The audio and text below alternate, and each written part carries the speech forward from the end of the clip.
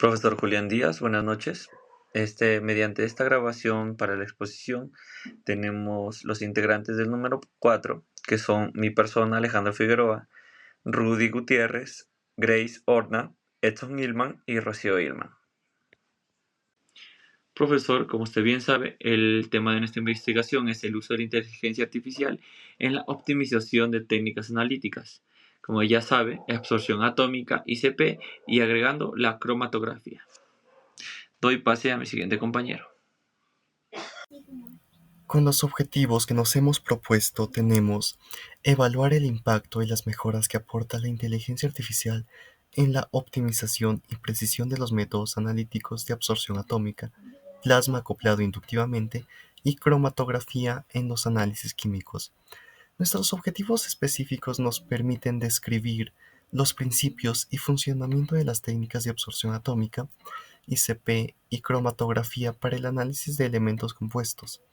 También analizar los tipos de algoritmos y modelos de inteligencia artificial aplicados en el procesamiento de datos y automatización de estas técnicas, al mismo tiempo que podremos cuantificar los beneficios en términos de precisión, reducción de tiempo y eficiencia logrados mediante la interacción de la IA en dichos métodos.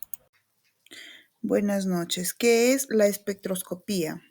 La espectroscopía es el estudio de la interacción entre la materia y la radiación electromagnética.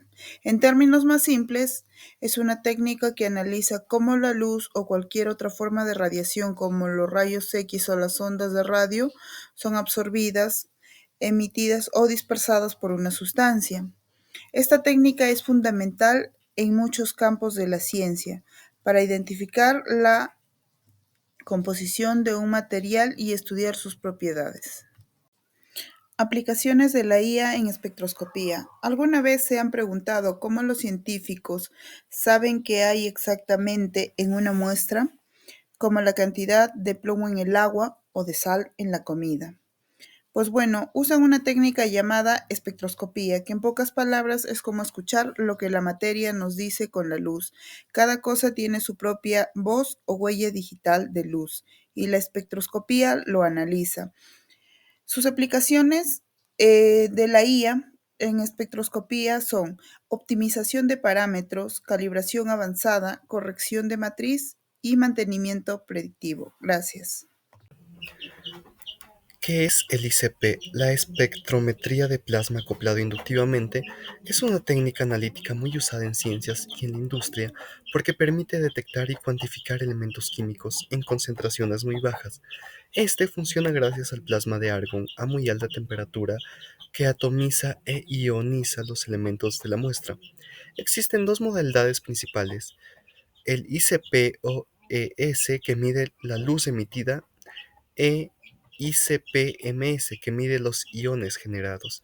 Ahora, en el fundamento psicoquímico, el plasma es considerado el cuarto estado de la materia. En el ICP se genera con un gas de argón excitado por radiofrecuencia, alcanzando temperaturas de hasta 10.000 grados Kelvin.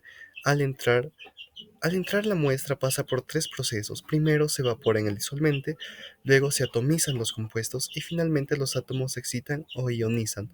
Este comportamiento es lo que permite que su detección ya sea por emisión de luz o por medio de iones.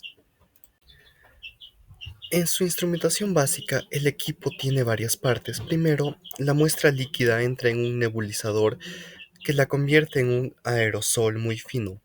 Este aerosol pasa por una antorcha donde se encuentra el plasma y ahí ocurre la excitación e ionización. Luego, pues dependiendo de la modalidad, se detecta en ICP-OS con un sistema óptico que mide la luz emitida y en ICP-MS con un espectrómetro de masas que mide iones. En ambos casos, la señal que se registra se transforma en la concentración del elemento.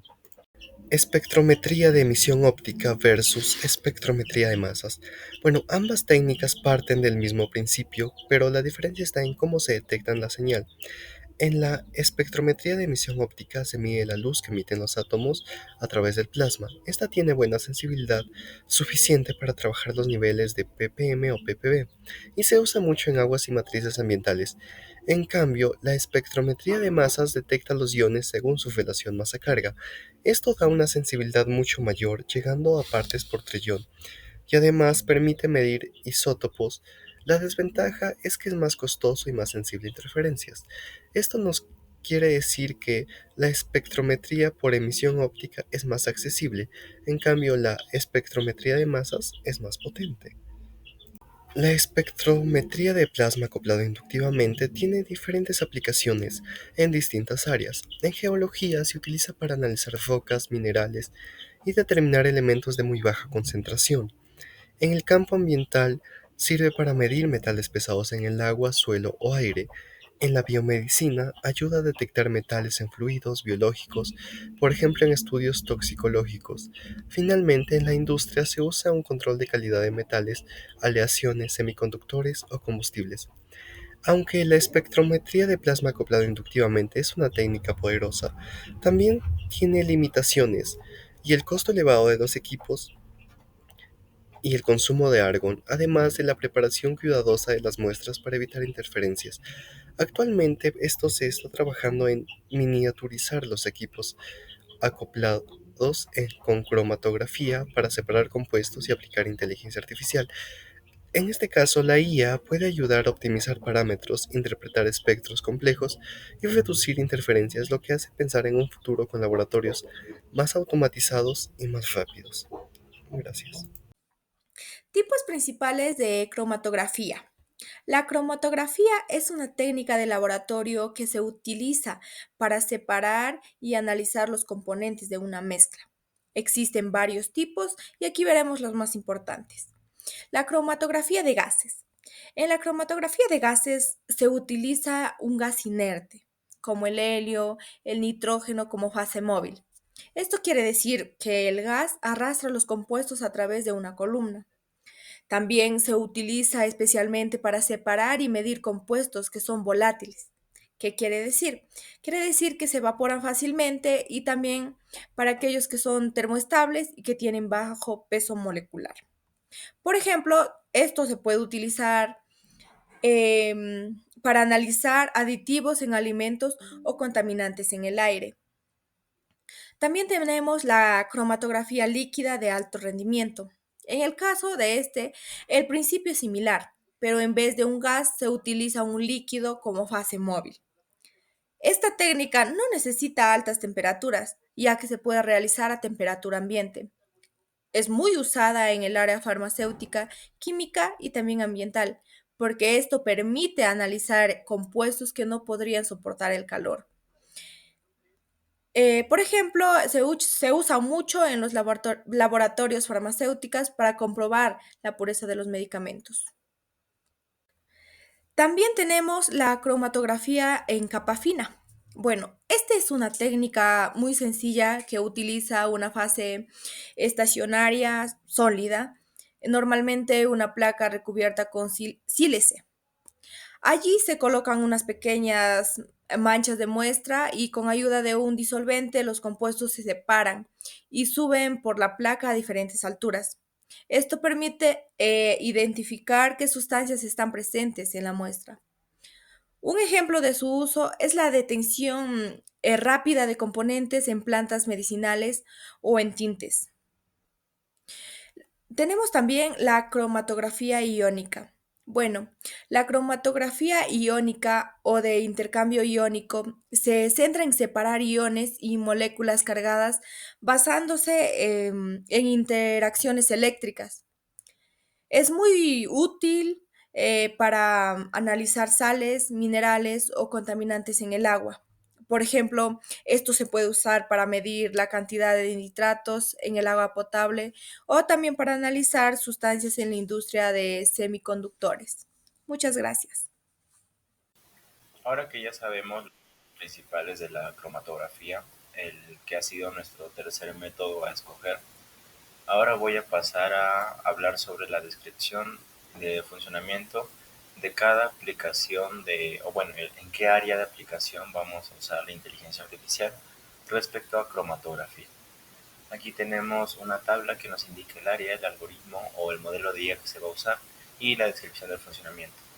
Se ha dividido en tres áreas: en optimización de métodos, de convolución de picos y clasificación de muestras. Ahora, en el algoritmo o modelo de IA, modelos de regresión de ML, algoritmos genéticos, DBSK, clustering basado en densidad, redes neuronales recurrentes RNN y Random Forest, máquinas de soporte vectorial SVM, importancia de permutación respectivamente en el orden que les he dicho para cada uno. Y ahora vamos a describir el funcionamiento. Acá estamos haciendo énfasis en los detalles, por ejemplo, en el primero, que es de optimización de métodos, cómo el algoritmo va a funcionar. El modelo de regresión de ML está entrenado con un gran conjunto de datos históricos que vinculan las propiedades de los compuestos con sus tiempos de retención bajo diferentes condiciones del método fase. Fase móvil, gradiente, temperatura de la columna. Cuando se introduce un nuevo compuesto, el algoritmo utiliza este conocimiento para predecir el tiempo de retención óptimo y las condiciones para su separación, ahorrando el tiempo y los recursos de las pruebas manuales, que es muy útil para nosotros, que es lo que buscamos, ahorrar tiempo. Ahora, en la de convolución de picos, el DBSK es un algoritmo de aprendizaje no supervisado. Trabaja agrupando puntos de datos en cromatografía de masas sobre onzas, basándose en su densidad, masa, basándose en la densidad, a diferencia de los métodos tradicionales que requieren que el usuario defina una ventana de variación. El DBSK o el programa de IA construye los cromatogramas de iones seleccionados de forma automática. Esto le permite identificar y separar picos superpuestos en que las técnicas convencionales pasarían por alto, incluso aquellos que de baja abundancia o con una forma del pico deficiente al no depender de umbrales predefinidos. Y finalmente, en el área de aplicación de clasificación de muestras, que sería nuestra tercera área de cromatografía, aquí vamos a usar el Random Forest. Estos algoritmos de aprendizaje supervisados son entrenados con datos de cromatogramas completos de muestras de referencia con etiquetas conocidas.